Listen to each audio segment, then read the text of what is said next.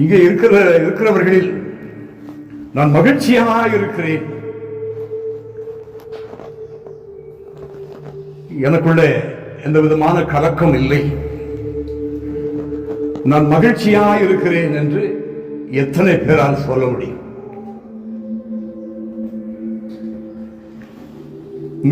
முடியல. ஏதாவது போட்டு நம்மளை போட்டு அமர்த்திட்டு இருக்கு. ஏதாவது ஒண்ணு நம்மை போட்டு அமர்த்திருக்கு.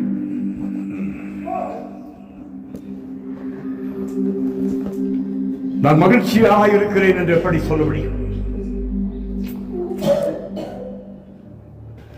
அப்போஸ்தலர் 16ஆம் அதிகாரத்தில்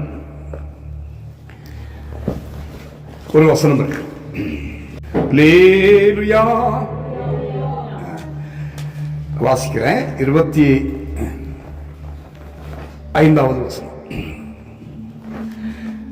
நடு ராத்திரியிலே பவுலும் சீலாவும் ஜெபம் பண்ணி தேவனை துதித்து பாடினார்கள். ஹல்லேலூயா.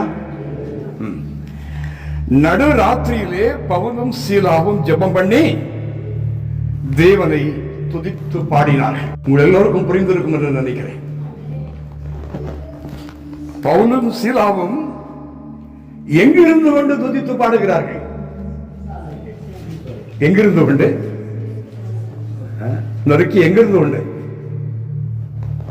எங்கிருந்து கொண்டு துதித்து பாடுகிறார்கள்? பவுலும் சீலாவும் சிறைச்சாலையில் இருந்து கொண்டு துதித்து பாடினார்கள். இவர்கள் ரெண்டு பேரும் சிறைச்சாலைக்கு போன விதத்தை குறித்து மேல வீட்டுல போய் வாசித்து பாருங்க. அடிச்சு துவைச்சுதான் கொண்டு உள்ள போட்டிருக்கு. சும்மா கொண்டு ஜெயில போடல. பவுல அடிச்சு துவைத்து தான் கொண்டு உள்ள போட்டிருக்கு. பிரதாப்புக்கு அதான் ஊழியம். அப்படி அடி வாங்கிட்டு பாடி துதிக்கணும். அப்படி முகம் வசந்த வாசிக்கும் போது அப்படியே பிரகாசம். ஹல்லேலூயா, ஹல்லேலூயா. ஊழியங்கள் ஆனாலும் விசுவாச ஜீவியமானாலும் நம்முடைய மகிழ்ச்சியை ஒருவரும் சாத்தான் பறிக்கவே கூடாது. ஹல்லேலூயா. நான் துக்கப்படுகிறத அவன் பார்க்கவே கூடாது. அல்லேலூயா. எந்த சூழ்நிலையாக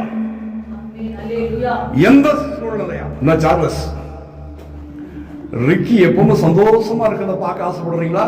அவன் அழுதுட்டே இருக்கிறத பார்க்க ஆசைப்படுறீங்களா? நம்முடைய தேவனும் நாம் எப்பொழுதும் மகிழ்ச்சியோடு இருப்பதை காண ஆசைப்படுகிறார். அல்லேலூயா. கர்த்தருடைய பரிசுத்த நாமம் மகிமைப்படுவதாக.